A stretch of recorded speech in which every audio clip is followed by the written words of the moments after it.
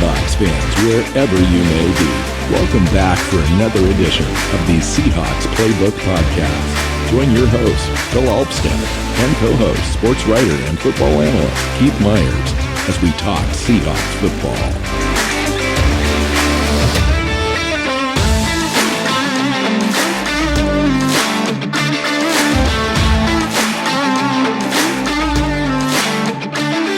Hey Seahawks fans, welcome back to the Seahawks Playbook Podcast. I'm your host, Phil Alvstad, sitting down with co-host Keith Myers. Welcome in, man.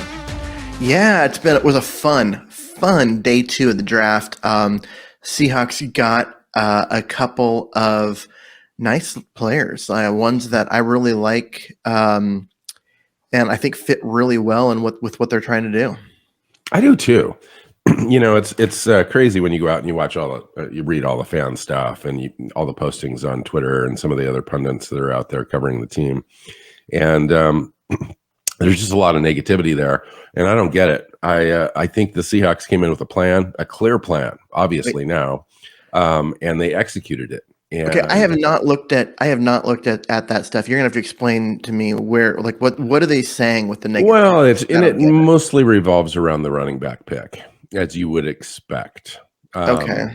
So we can talk about that a little bit. I thought I would kind of get into that as we kind of went over the picks, but it basically kind of hovers around that selection, and all the other grades are fairly good. Maybe a little less so on Boye Mafe that you and I might hand out, but the Kenneth Walker pick is getting trashed. If you will, on Twitter, and I don't get it. I really don't. So on Twitter's fine, but because you know what I mean, because Seahawks Twitter, Hawk Blogger, Brian Nemhauser, that whole crew, which is kind of trashing the pick, and which is Seahawks Twitter. I mean, that's right, and every analytical dude out there that has a slide rule in his pocket is saying this is crazy that they would draft that high on a guy, but. We have the counter arguments. We can get into that. Yeah. So I'm just saying, like you're saying, it's so much negativity. I just don't see reason for negativity. I mean, I understand people are like, oh, you drafted a running back so high. You know what? That's what happens when you have 2 picks like that. You can take a chance on one of them. You can when you've got extra picks, you can make those kind of picks. This was an absolute need for this team. They don't have a starting running back on their roster. They've got 2 guys that fans seem to think are starting running backs, but neither one of them has been able to stay healthy at all, ever. And they needed a guy. Absolutely, Keith. And they also, you look at what they did with, their first round pick and then their last pick in the 3rd round.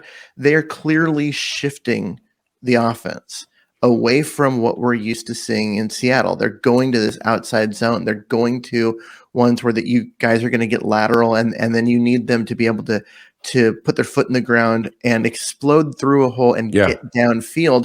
And to get a guy with Walker's speed, and you combine that with what they did at the tackle positions. Yeah, that's what I mean. To me, it's a home run. So yeah, I'm on the complete opposite of the spectrum.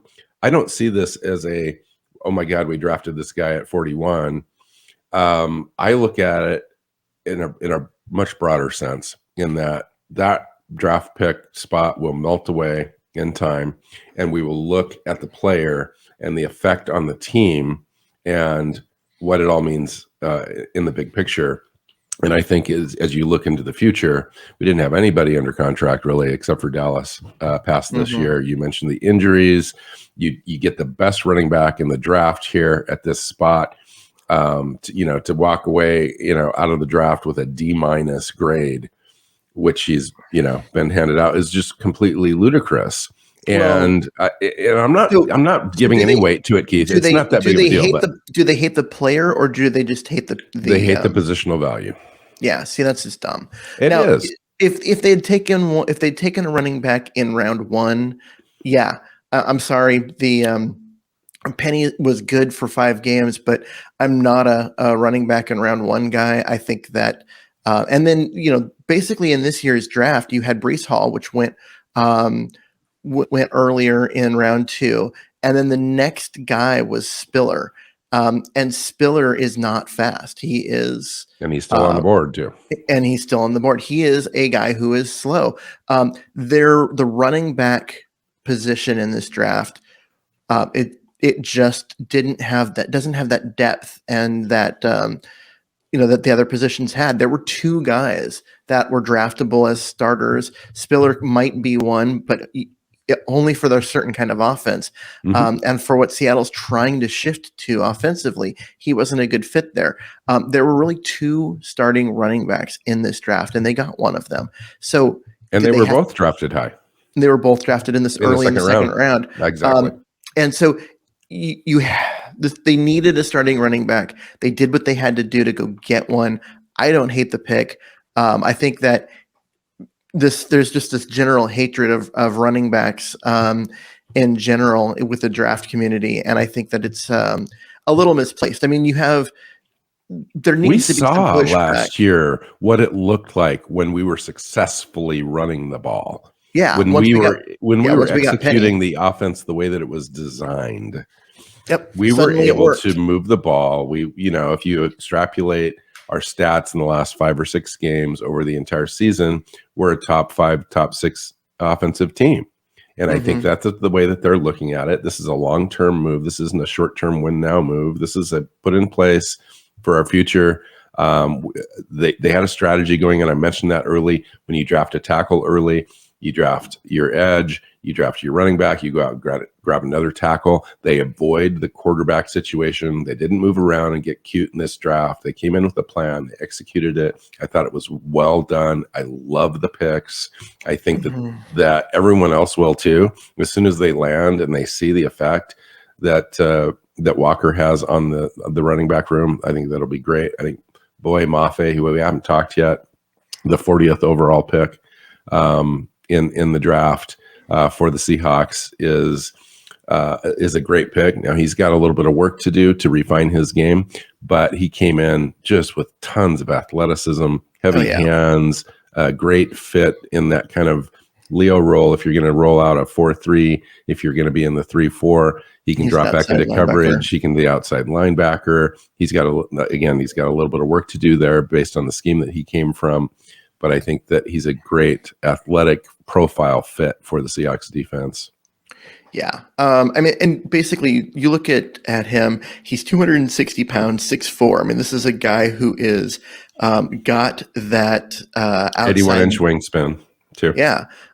He's got that defensive end, like that Leo, the 7 tech, the side opposite the 5 tech, for those of you that are scoring at home, but he's got that build and that look. But then you look at, he ran a 4.53 40. Yeah, right. That is very good linebacker speed. And for him to be able to as they switch to this 3-4, for him to drop back and be that outside linebacker, because with to have Taylor on the other side, on one side of the outside, he doesn't have that speed.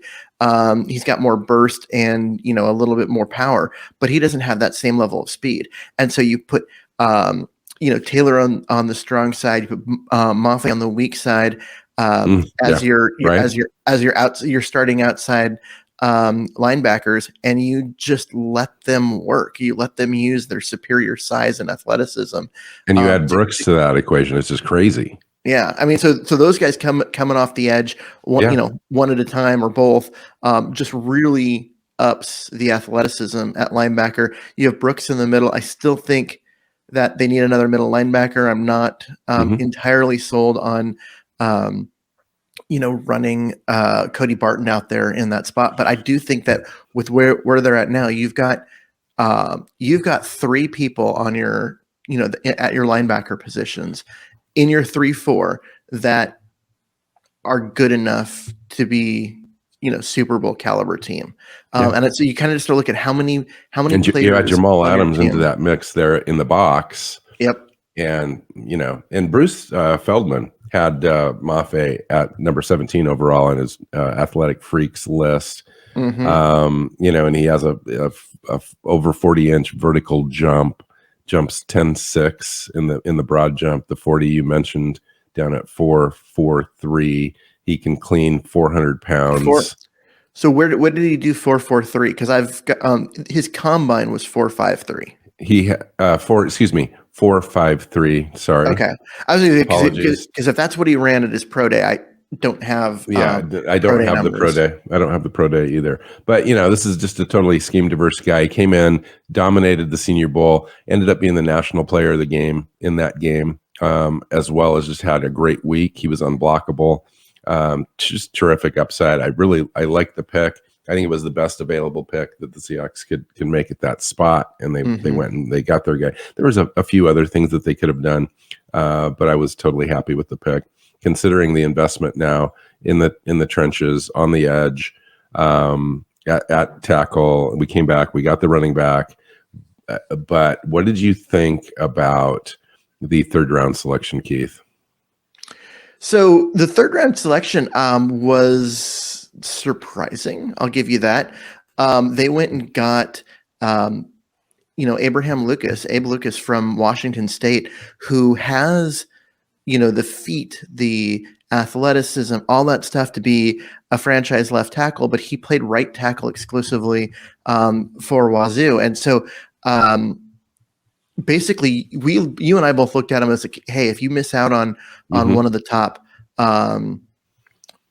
offensive tackles, you don't have a day one starter at left tackle, you could pick Lucas and groom him to be that starting left tackle a year from now. That's the kind of player he is. He has all of those traits. And they draft him to be their right tackle, which is what he was. So he could step in day one and be your starting right tackle. And so that's great value. And so think about this. This team went into this draft with 2 tackles on the roster. Forsyth and Curran. Yep, both of them are guys that were rookies last year. Curran got to play some. Forsyth didn't. Neither has any experience. And honestly, their ceiling is not the highest on either one. Although I think Forsyth could develop into something, but he's just not a run blocker. He's exclusively a pass blocker. Instead, they went and upgraded that position twice. You've got your starting offensive tackles for the next 8 years, both in this draft. And honestly, it's not what I would have done in that spot, but I'm not complaining. I think it's a great pick. Now we've talked extensively. In fact, if there's probably a tackle in this draft that we've talked about the most, it's Abe Lucas. And just because of the positional value at that spot and where we thought the Seahawks might go, he was going to be available in that range. And so he got talked about quite a bit. Why does it now surprise you that Seattle went and doubled down on the offensive line? Just because they doubled down at offensive tackle. And so they had already gone cross. And typically teams will spread their talent out in their draft. And so I looked at this and thinking, okay, so they've already got cross, they've upgraded there. They'll play Curran on the other side this year and see what happens. Then they come back and they get Abe Lucas, and you're like, all right, so they're investing in the offensive line like they haven't done. And they're investing in guys that have an insane number of pass blocking reps. So what were you thinking that they would do? You think that they should have maybe gone corner with this selection? I was thinking that they were going to go corner, or just because they still need a starting linebacker. Corner. Yeah. And so I was thinking that they were going to go corner in that spot, not tackle. But you know what? I'm not against it. Right. I didn't figure. Really, it was going to be Perry and Winfrey or cornerback, and that's kind of where they're at. So. And that's where they're at this morning. When we're on the clock. Which is coming up soon. I think we're the 4th pick overall in the morning here. First, 4th pick overall in the 4th round. We've got an opportunity here to kind of make a difference. And there's some interesting players still on the board, Keith. I guess it starts at quarterback if you want to kind of just get that out of the way right away. Sam Howell's sitting there. There's been a few rumors about Seattle poking around a little bit on Sam Howell, but I just don't see it. They've passed this far along, and they've got 3 quarterbacks I think that they really like, if you will, to come into camp and compete. I just don't know about adding another body out of this draft now at this point. So they pick 4th in this round. The Tampa Bay is actually on the clock as we record. Where do you want to see them go? I think, if you take a look at the players available, you've got Perry and Winfrey sitting there. You and I have talked extensively about Perry and Winfrey. If there's another guy that we've talked about more than any other, as far as Abe Lucas, it's Perry and Winfrey, a guy at the defensive tackle spot that can be your penetrator, that can get to the quarterback, disrupt the pocket, all that kind of stuff. I think that would be an excellent pick. Cornerback is definitely a position of need right now, Keith. Tariq Woolen is sitting there. One of my personal favorites out of this draft is a player that's got all the athletic profile that you could ever want for a cornerback. Got over 6'3", 210 pounds, super long, super fast, athletic, can jam receivers. Jump out of the room. He would be one of those guys that I think that you could end up being a lockdown guy on one side of the field. Athletically, he is the defensive equivalent of DK Metcalf. He also is a guy that played at UTSA, right? University of Texas, San Antonio. That's the rub, right? That's why he's here. Why was he there and not at a big time school? And that's really what it comes down to is he's a project, but he is a good looking project. And I'll give you another one.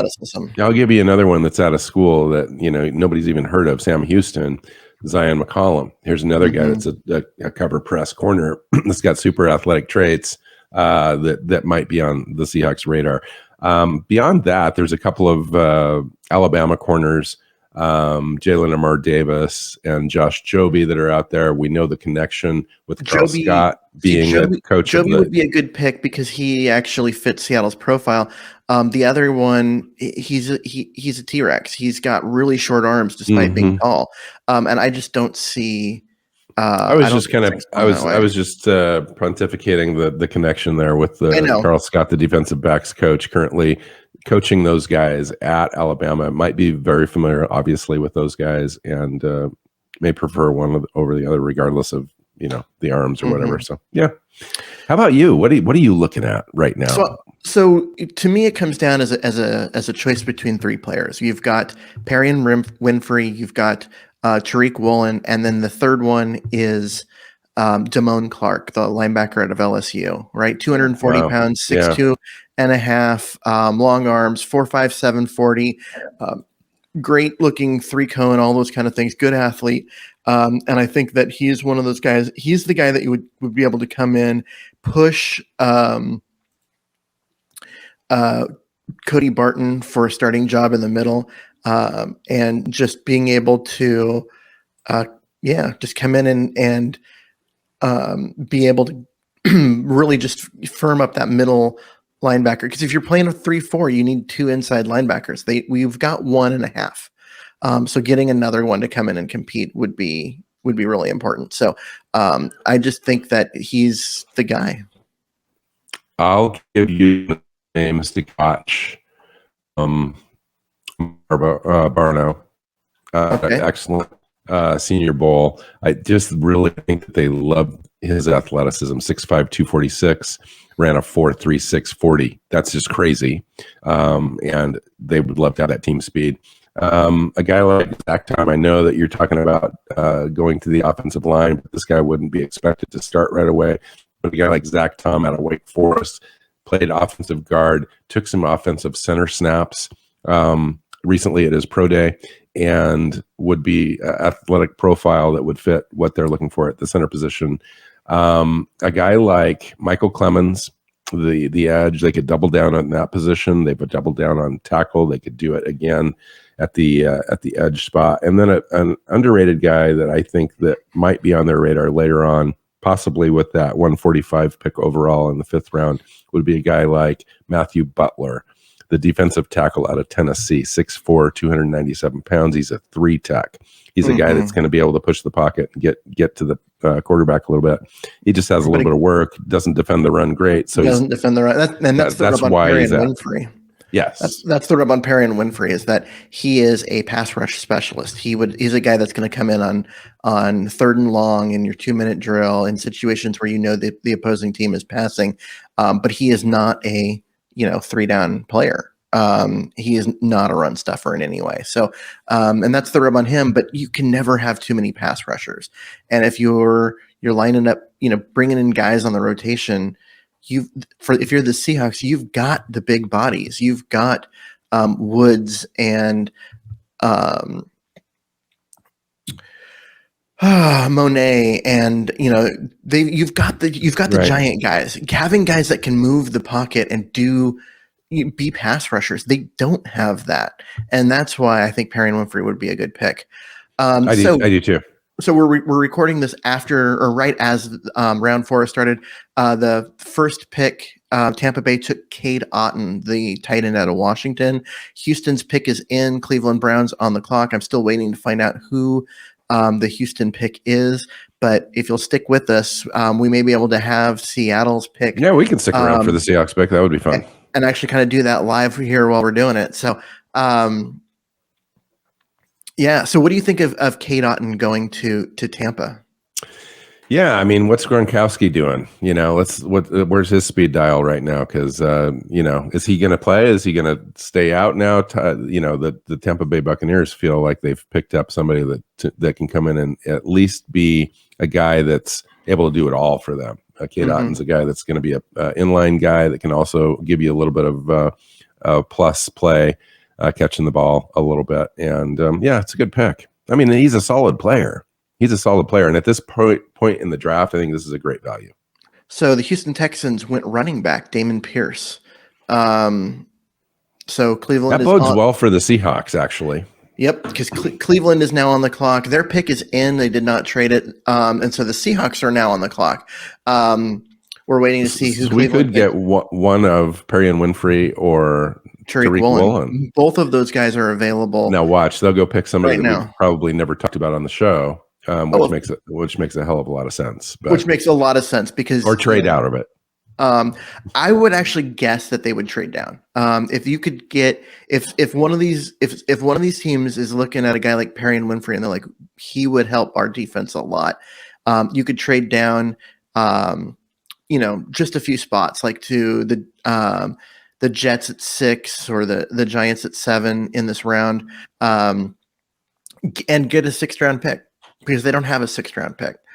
You might have to give up 109 and 153, and then you would get back like 111 and 162 or whatever it is that the Jets have. And so just to do that, you pick up that 6th round pick that you didn't have before to get into that range. It's a possibility. Yeah. Interesting. Wow. Crazy. What's going to happen? Perry and Winfrey went to the Browns. Okay. I mean, that makes a lot of sense for them. I was thinking that they might lean that direction, and they sure as heck did.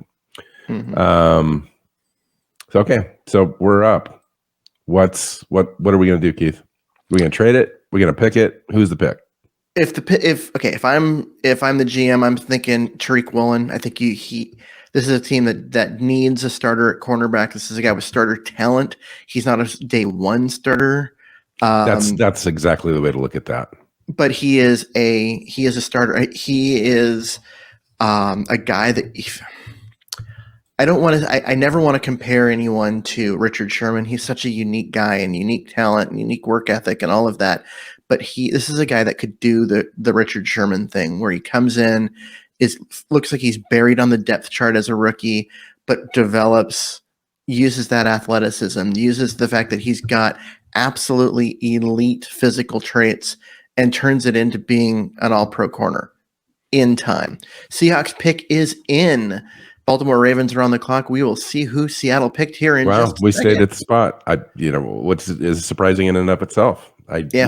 this is a prime spot in the draft where you might see teams wanting to come up and get the player that's remaining that they really like, because the positional draft value chart here, it's pretty easy to move around, 5-10 spots, and you're not giving up too much. Yeah, there's usually a lot of trades in this range because there isn't a lot of value. So like I was saying, if the Seahawks move down, they could move down like 5 spots, and trade this pick and a 5th to get a 2nd, 4th, and a 6th. You know what I mean? Like, so they would get 2 4ths and a 6th. So you'd pick up a pick, you move out, you know what I mean? So you can do those kind of things in this range, because if you look at the trade value chart, these picks just aren't worth much. They get worth less and less the more you move down. So. Yeah, I want them to have Woolen, dude. Come on. Come on, Seattle. Do it. But if it isn't Woolen, I just want the best player available. Like if they think that they need a best player available, that's great. I'd go linebacker. I'd go to whatever, wide receiver, safety. Just add some speed, add some athleticism. That would be fun. But yeah. Clark would be a guy. Damone Clark would be interesting for this team, I think. Those are kind of the guys I'm looking at. There are a couple other defensive linemen that are in there. The Seahawks are showing a desire to build this roster in the trenches, build it from the inside out.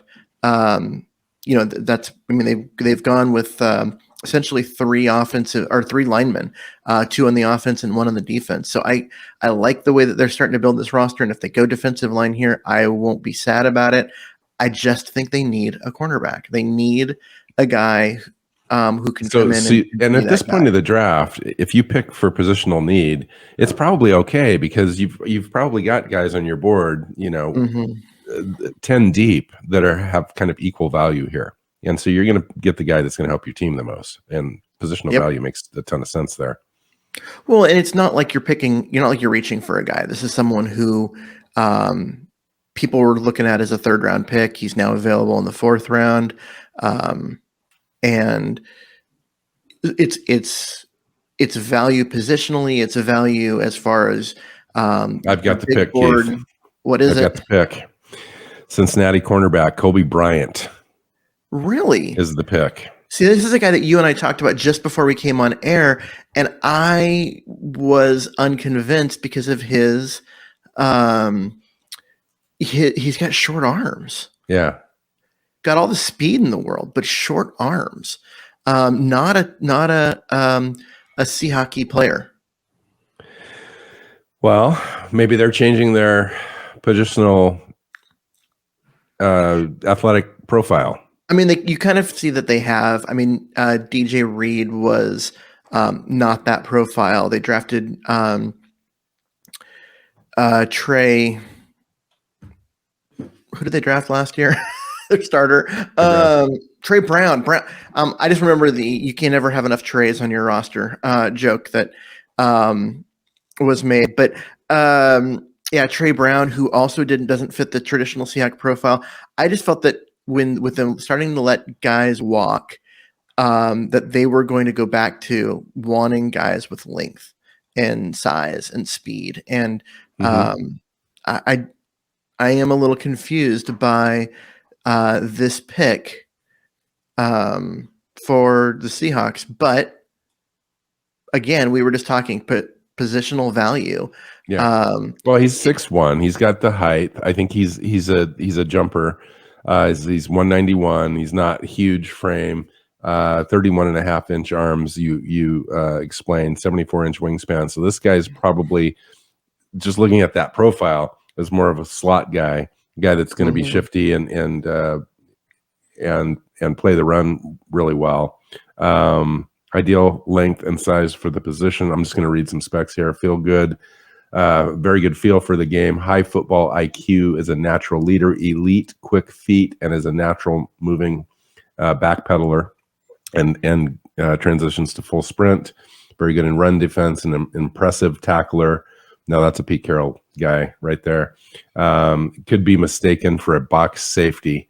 Mirrors all but the fastest receivers in blanket coverage. Ideally suited as a man press cover corner. Can use his aggression, physical style to intimidate smaller receivers. Is an NFL frame with strong hands, ability to close quickly and underneath routes.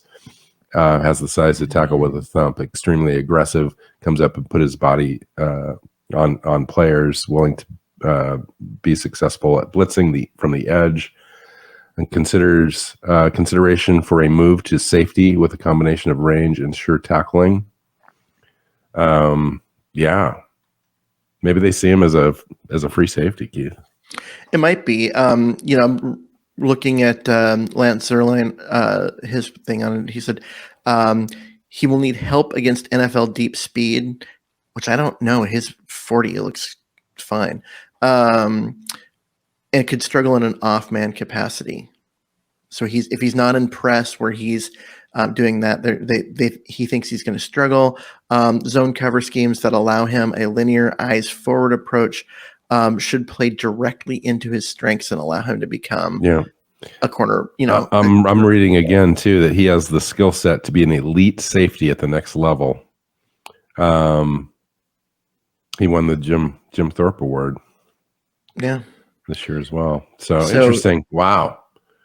So if they're seeing him as a free safety, I mean, with his, his 40-yard dash is 4.54. It's not elite, which is not great, right? It's not elite, but it's not terrible.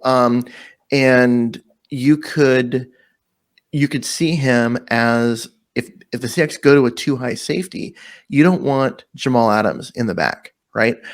You need another guy, and so they feel like they could put Bryant out there as that third safety to be the second double high, and leave Jamal Adams up in the box where he belongs. Then you've kind of got the your profile of the guy. Right. Interesting. It's an interesting pick. I mean, with Woolen sitting there, I mean, this is the guy that they picked. Yeah. And you've got a really good defensive backs room with Desai and Carl Scott and, of course, Coach Carroll.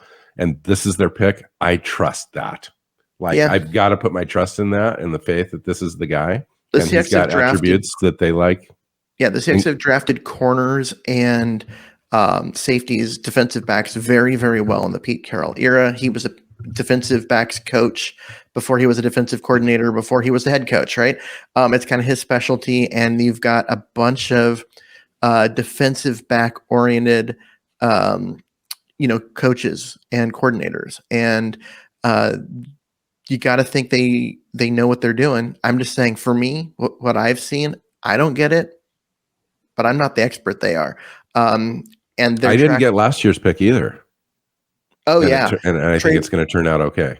I really kind of didn't like Trey Brown as a pick because I watched his tape and he would hold on every play. I mean, the guy was going to be a penalty machine, and I didn't get it.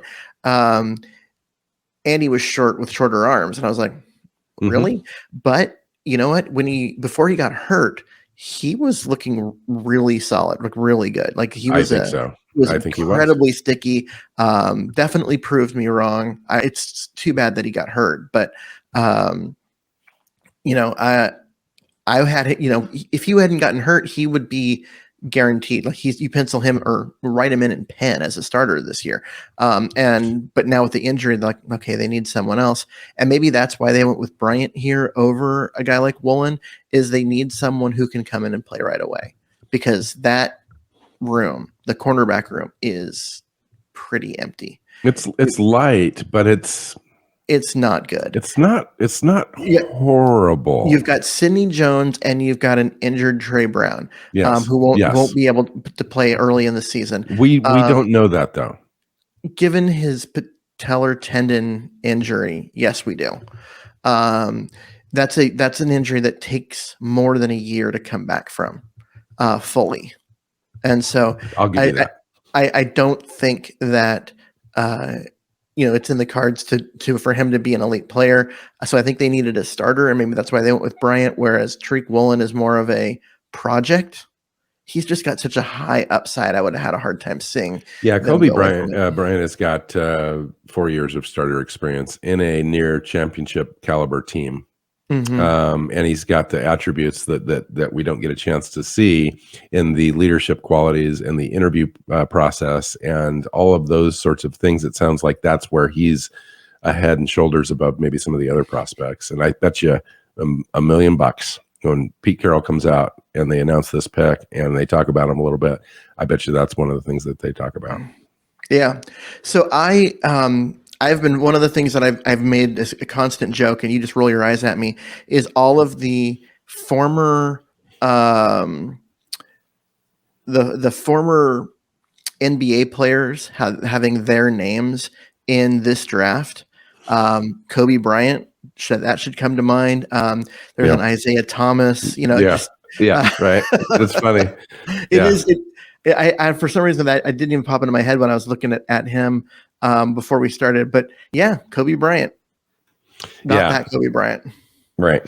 So yeah, fun. I like it. We've got 3 more picks in this draft, Keith. We're not going to hang around to do those. We pick in the 5th round at 145, also 153.